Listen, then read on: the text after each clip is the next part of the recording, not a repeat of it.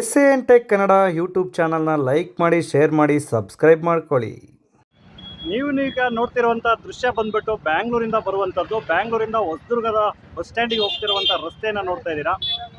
So Bangalore ಕಡೆಯಿಂದ ಬಂದರೆ ಈ ಸಾಯಿಬಾಬಾ ಮಂದಿರ ಕಾಣಿಸುತ್ತೆ. ನೀವೀಗ ನೋಡ್ತಾ ಇರ್ಬೋದು ಸಾಯಿಬಾಬಾ ಮಂದಿರ ನೋಡಿ. ಇದು ಹೊಸದುರ್ಗದಲ್ಲಿ ಬರುವಾಗ, ಬೆಂಗಳೂರಿಂದ ಬರುವಾಗ ಎಂಟ್ರೆನ್ಸಲ್ಲೇ ಸಿಗುವಂಥದ್ದು ಈ ಸಾಯಿಬಾಬಾ ಮಂದಿರ. ಈ ಸಾಯಿಬಾಬಾ ಮಂದಿರದ ಪರಿಚಯವನ್ನು ಕೂಡ ನಾನೀಗ ಮಾಡ್ಕೊಡ್ತೇನೆ. ಬನ್ನಿ, ಈ ಸಾಯಿಬಾಬಾ ಮಂದಿರ ಹೇಗಿದೆ, ಏನೆಲ್ಲ ಇದೆ ಈ ಸಾಯಿಬಾಬಾ ಮಂದಿರದ ಒಳಗಡೆ ಎಲ್ಲವನ್ನ ನೋಡೋಣ. ಈ ಸಾಯಿಬಾಬಾ ಮಂದಿರದ ಒಳಗಡೆ ಈ ಖಜಾಂಚಿಗಳು, ಅಧ್ಯಕ್ಷರು, ಸದಸ್ಯರು ಕೂತ್ಕೊಳ್ಳುವಂತ ಆಫೀಸ್ ಇದೆ.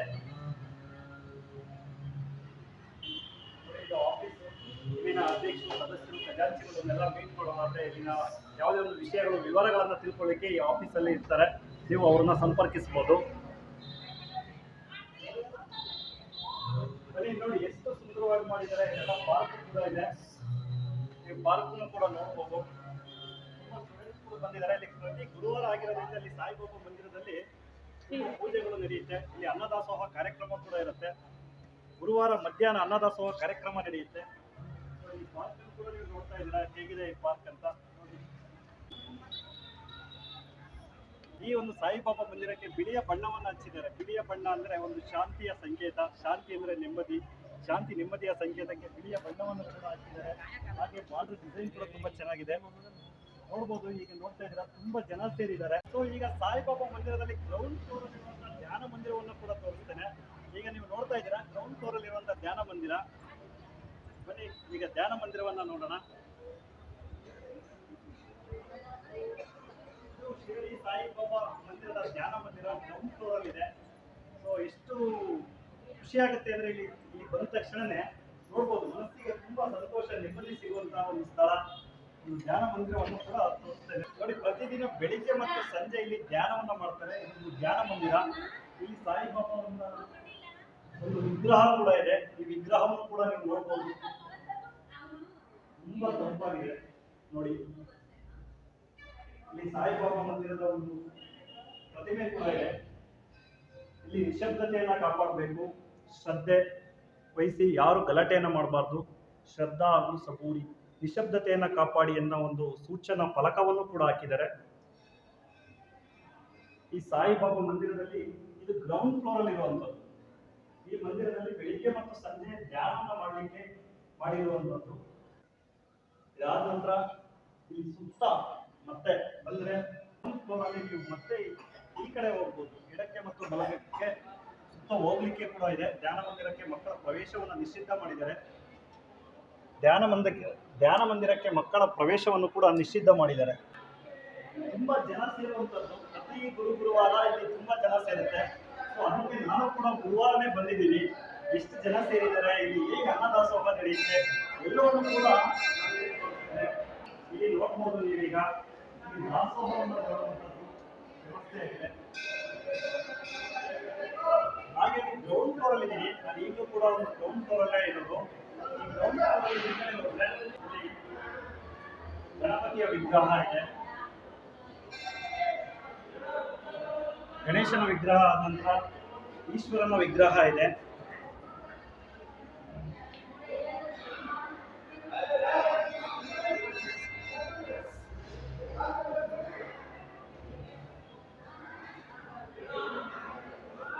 ವಿಗ್ರಹಗಳನ್ನು ಕೂಡ ನೀವು ಇಲ್ಲಿ ನೋಡಬಹುದು.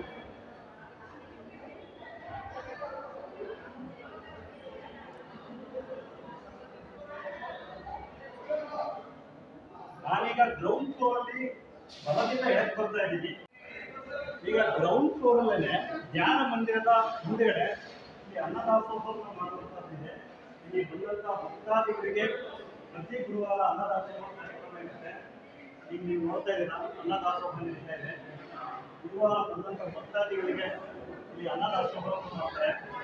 ನೋಡ್ಬೋದು, ಸಾಲಾಗಿ ಬಿಟ್ಟಿದ್ದಾರೆ ಭಕ್ತಾದಿಗಳು. ತುಂಬಾ ಜನ ಸೇರುವಂಥದ್ದು.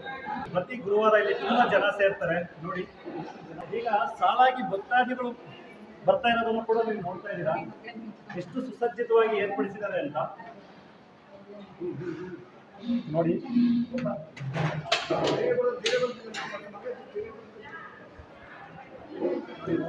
ದಾಸೋಹದ ವ್ಯವಸ್ಥೆ ನಡೀತಾ ಇದೆ. ಪ್ರಸಾದ ಬಂದಂಥ ಭಕ್ತಾದಿಗಳಿಗೆ ಪ್ರಸಾದವನ್ನು ನೀಡ್ತಾ ಇರುವಂಥ ದೃಶ್ಯ ಇದು. ನೋಡಿ, ಕುತ್ಕೊಳ್ಳೋಕ್ಕೂ ಕೂಡ ತುಂಬ ಚೆನ್ನಾಗಿ ವ್ಯವಸ್ಥೆಯನ್ನು ಮಾಡಿದ್ದಾರೆ. ಟೇಬಲ್, ಚೇರು ಎಲ್ಲ ವ್ಯವಸ್ಥೆ ಕೂಡ ಇದೆ. ಎಷ್ಟು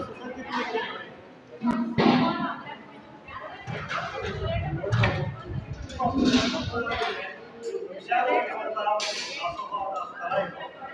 ಇದು ಗ್ರೌಂಡ್ ಫ್ಲೋರ್ ಇದೆ. ಧ್ಯಾನ ಮಂದಿರದ ಹಿಂದೆ ಇರುವಂಥದ್ದು. ಈಗ ಬನ್ನಿ ಫಸ್ಟ್ ಫ್ಲೋರ್ ಹೋಗೋಣ. ಆ ಫಸ್ಟ್ ಫ್ಲೋರ್ ಏನೇನೆ ಎಲ್ಲ ನೋಡ್ಕೊಂಬರೋಣ.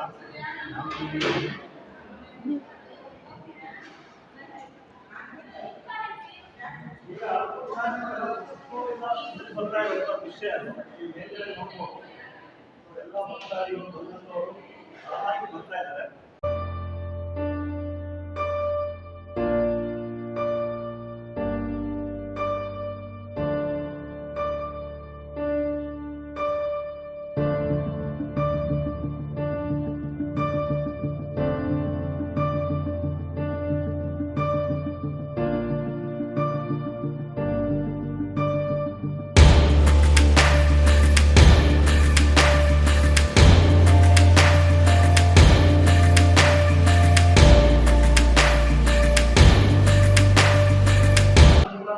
ಗ್ರೌಂಡ್ ಫ್ಲೋರ್ ಇಂದ ಜ್ಞಾನ ಮಂದಿರದ ಪಕ್ಕದಲ್ಲಿ ಎಡಭಾಗದಲ್ಲಿದೆ.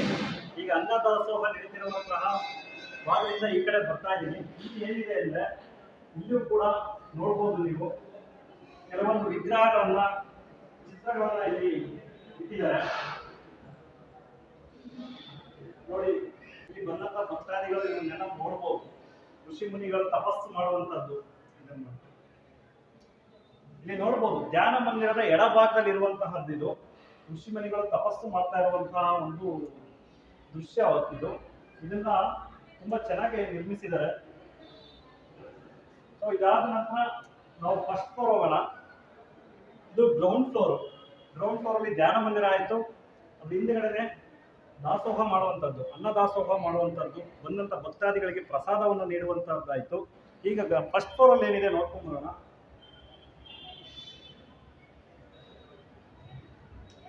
ಫಸ್ಟ್ ಫ್ಲೋರ್ಗೂ ಬನ್ನಿ. ಈಗ ನಾನು ಫಸ್ಟ್ ಫ್ಲೋರ್ಗೆ ಎಡಭಾಗದಿಂದ ಹತ್ತಾ ಇದ್ದೀನಿ. ಎಡಭಾಗದಿಂದ ಹೋಗಿ ಬಲಭಾಗದಿಂದ ಬರೋಣ. ಏನಿದೆ ಎಲ್ಲ ನೋಡೋಣ. ಫಸ್ಟ್ ಫ್ಲೋರಲ್ಲಿ ನೋಡಿ, ತುಂಬ ಭಕ್ತಾದಿಗಳು ಸಾಲಾಗಿ ನಿಂತಿದ್ದಾರೆ. ಪ್ರಸಾದದ ವ್ಯವಸ್ಥೆ ಇಲ್ಲ ಇರೋದ್ರಿಂದ ಭಕ್ತಾದಿಗಳು ಸಾಲಾಗಿ ನಿಂತಿದ್ದಾರೆ.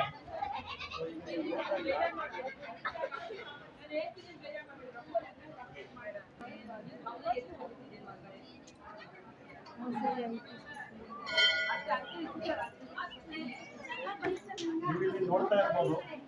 ನೀವು ಏನ್ ಮಾಡ್ತಾ ಇರೋದು? ಕಾರ್ತಿಕ ಇದು ಬಣ್ಣವನ್ನ ಇದು ಮಾಡ್ತಾ ಇದ್ದ ಕಲರ್ನ ರಂಗೋಲಿ.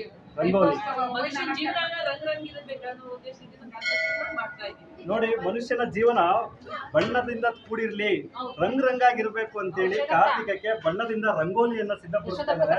ಈ ದೃಶ್ಯವನ್ನು ಕೂಡ ನೀವು ನೋಡ್ಬೋದು. ಕತ್ತಲೆಯಿಂದ ಬೆಳಕಿನ ಕಡೆ ಹೋಗೋಕ್ಕೋಸ್ಕರ ಮಾಡೋ ಒಂದು ಕಾನ್ಸೆಪ್ಟ್ ಇದು.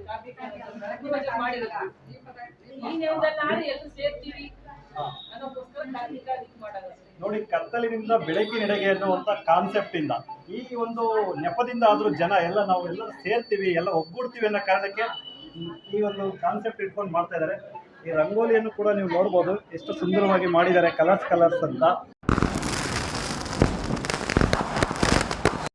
ವಿಗ್ರಹವನ್ನು ಕೂಡ ತೋರಿಸ್ತೇನೆ ಹೇಗಿದೆ. ಸಾಯಿಬಾಬಾ ಮಂದಿರದ ವಿಗ್ರಹವನ್ನು ಕೂಡ ನಿಮಗೆ ತೋರಿಸ್ತೇನೆ. ಇಲ್ಲಿ ಸಾಲಾಗಿ ಎಡಗಡೆಯಿಂದ ಹೋಗಿ ಬಲಗಡೆ ಬರಲಿಕ್ಕೆ ಮಾಡಿರುವಂತ ಲೈನ್ ಮಾಡಿರುವಂಥದ್ದು ನೋಡ್ಬೋದು. ಇದು ಫಸ್ಟ್ ಫ್ಲೋರ್ ಅಲ್ಲಿ ಧ್ಯಾನ ಮಂದಿರ. ಇದು ಫಸ್ಟ್ ಫ್ಲೋರ್ ಅಲ್ಲಿ ವಿಗ್ರಹವನ್ನು ನೋಡ್ಬೋದು. ಈಗ ಎಷ್ಟು ಸುಂದರವಾಗಿದೆ ಅಂತ.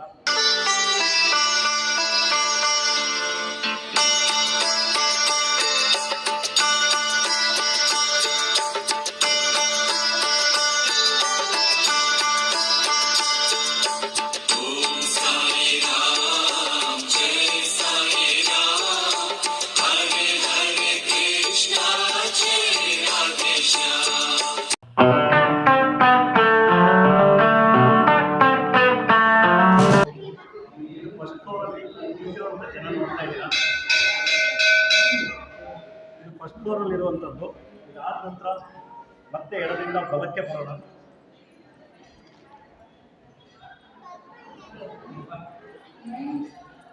ಇಲ್ಲೂ ಕೂಡ ನೋಡ್ಬೋದು. ಸೊ ನೋಡ್ತಾ ಇದ್ದೀರಾ ಈಗ ದೀಪಕ್ಕೆ ಎಲ್ಲ ಬತ್ತಿಯನ್ನು ಹಾಕಿ ಸಿದ್ಧಪಡಿಸಿದ್ದಾರೆ. ಇಲ್ಲಿ ಹೂವನ್ನೆಲ್ಲ ಬಿಡಿಸ್ತಾ ಇದ್ದಾರೆ. ಸೊ ಹೂವನ್ನೆಲ್ಲ ತಯಾರು ಮಾಡ್ತಾ ಇರುವಂಥದ್ದು. ಮತ್ತೆ ಎಡದಿಂದ ಹೋಗಿ ಬಲಕ್ಕೆ ಬರೋಣ.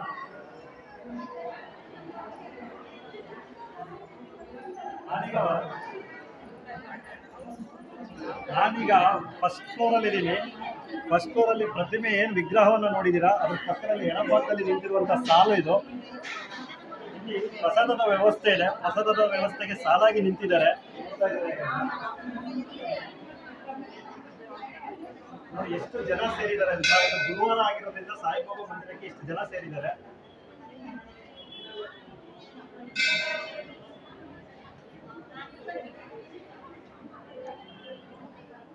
ಮತ್ತೆ ಫಸ್ಟ್ ಫ್ಲೋರ್ ಇಂದ ಇಲ್ಲಿ ಕೆಳಗಡೆ ಇಳಿಲಿಕ್ಕೆ ಒಂದು ವ್ಯವಸ್ಥೆ ಕೂಡ ಇದೆ. ಇದು ಗ್ರೌಂಡ್ ಫ್ಲೋರಿಗೆ ಹೋಗುತ್ತೆ. ನಾನು ಫಸ್ಟ್ ತೋರಿಸಿದಂತೆ ಅನ್ನದಾಸೋಹ ಪ್ರಸಾದದ ವ್ಯವಸ್ಥೆ ನಡೀತಿರುವಂತ ಜಾಗ ಅದು.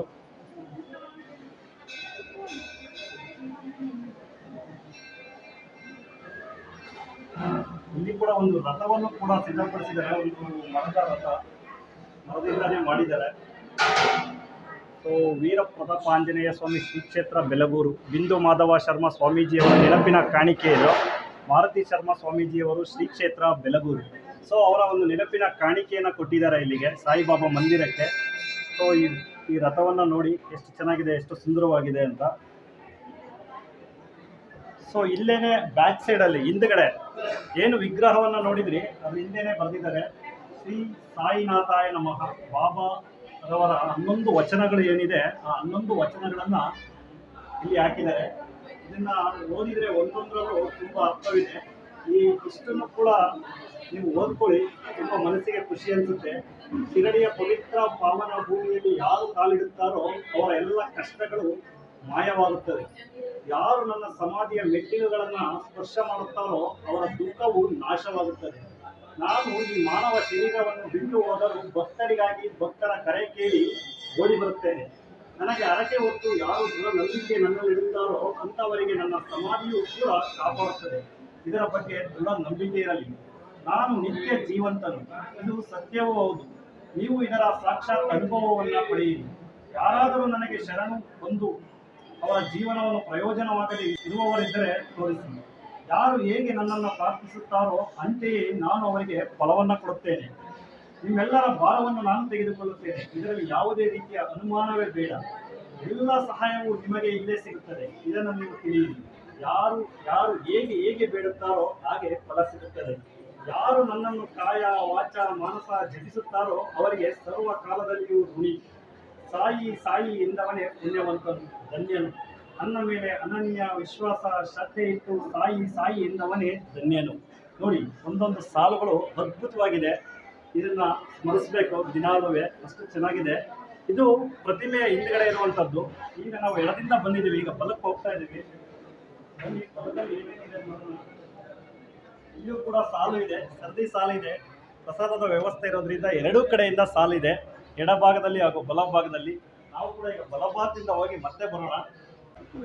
ಗ್ರೌಂಡ್ ಫ್ಲೋರ್ ಹಾಗೂ ಫಸ್ಟ್ ಫ್ಲೋರ್ ಅಷ್ಟೇ ಇರುವಂಥದ್ದು. ಇದು ಮೇಲೆ ಏನಿಲ್ಲ, ಟೆರೆಸ್ ಇದೆ ಅಷ್ಟೇನೆ. ನೆಕ್ಸ್ಟು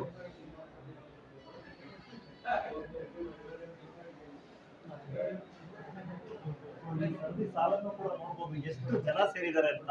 ಅದು ಎಷ್ಟು ನಿಶಬ್ದವಾಗಿದೆ ನೋಡಿ. ಇಷ್ಟು ಜನರು ಇದ್ರೂ ಕೂಡ ಎಷ್ಟು ನಿಶಬ್ದತೆಯನ್ನ ಕಾಪಾಡಿದ್ದಾರೆ. ಸೊ ಒಂದು ಸಾಯಿಬಾಬಾ ಮಂದಿರ ಅಂದ್ರೇನೆ ಹಾಗೆ, ಶಾಂತಿ, ಒಂದು ನೆಮ್ಮದಿ ಜೊತೆಗೆ ಶಬ್ದವನ್ನ ಇಲ್ಲಿ ಮಾಡೋದಿಲ್ಲ, ನಿಶಬ್ದವಾಗಿರ್ತಾರೆ. ಯಾರೇ ಭಕ್ತರುಗಳು ಬಂದರೂ ಇಲ್ಲಿ ಗಲಾಟೆಯನ್ನ ಮಾಡೋದಿಲ್ಲ. ಸೊ ಅಂತ ಒಂದು ಸುಂದರವಾದ ಮಂದಿರ ನಮ್ಮ ಹೊಸದುರ್ಗದಲ್ಲಿದೆ. ಈಗ ನೀವು ನೋಡ್ತಾ ಇದ್ದೀರಾ, ಹೊಸದುರ್ಗದ ಒಂದು ರಸ್ತೆ ಇದು. ಹೊಸದುರ್ಗ ಟೌನ್ಗೆ ಹೋಗ್ತಾ ಇರುವಂಥ ರಸ್ತೆ. ಬ್ಯಾಂಗ್ಳೂರ್ ಕಡೆಯಿಂದ ಹೊಸದುರ್ಗಕ್ಕೆ ಬರುವಾಗ ನಿಮಗೆ ಎಡಭಾಗದಲ್ಲೇ ಸಿಗುವಂಥದ್ದು ಈ ಸಾಯಿಬಾಬಾ. ಇಲ್ಲಿ ಇರುವಂತಹ ಸದಸ್ಯರು ಹಾಗೂ ಖಜಾಂಚಿಗಳ ಬಗ್ಗೆ ಮಾತಾಡಿಸ್ಬಿಟ್ಟು ಇದ್ರ ಬಗ್ಗೆ ಮಾಹಿತಿಯನ್ನು ಕೂಡ ತಿಳ್ಕೊಳ್ಳೋಣ. ಅವರೇ ಸಾಯಿಬಾಬಾ ಮಂದಿರದ ಬಗ್ಗೆ ಕೆಲವೊಂದು ವಿಷಯಗಳನ್ನ ಹೇಳ್ತಾರೆ, ಅವ್ರನ್ನೇ ಕೇಳಿ ತಿಳ್ಕೊಳ್ಳೋಣ ಬನ್ನಿ. ನಾನೀಗ ಮೊದಲೇ ಹೇಳಿದ್ರೆ ಎಡಭಾಗದಿಂದ ಹೋಗಿ ಬಲಭಾಗದಿಂದ ಬರ್ತಾ ಇದ್ದೀನಿ. ಈಗ ಮತ್ತೆ ಗ್ರೌಂಡ್ ಫ್ಲೋರಿಗೆ ಬರ್ತಾ ಇದ್ದೀನಿ. ನೋಡಿ, ತುಂಬ ವಿದ್ಯಾರ್ಥಿಗಳು ಕೂಡ ಬಂದಿದ್ದಾರೆ. ಇವತ್ತು ಗುರುವಾರ ಇರೋದ್ರಿಂದ ಸಾಯಿಬಾಬಾ ಮಂದಿರಕ್ಕೆ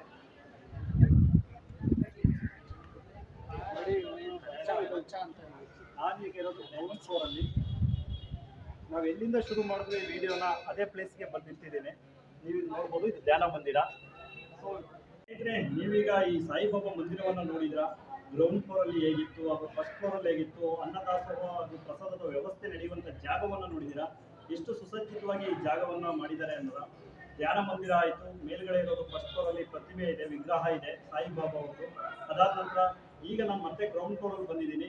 ಈಗ ಇಲ್ಲಿನ ಮ್ಯಾನೇಜರ್ ಮಾತಾಡಿಸ್ತೇನೆ. ಆ ಮ್ಯಾನೇಜರ್ ಬಾಯಲ್ಲೇ ಕೇಳಿ ಸಾಯಿಬಾಬಾ ಮಂದಿರ ಯಾವಾಗ ಇಲ್ಲಿ ನಿರ್ಮಾಣವಾಯಿತು, ಎಷ್ಟು ಜನ ಬರ್ತಾರೆ, ಇಲ್ಲಿ ಹೇಗೆ ಪ್ರಸಾದದ ವ್ಯವಸ್ಥೆ ಕೂಡ ನಡೆಯುತ್ತೆ, ಎಲ್ಲವನ್ನ ಅವ್ರ ಹತ್ರನೇ ಕೇಳಿ ತಿಳ್ಕೊಳಿಸ್ತೀನಿ.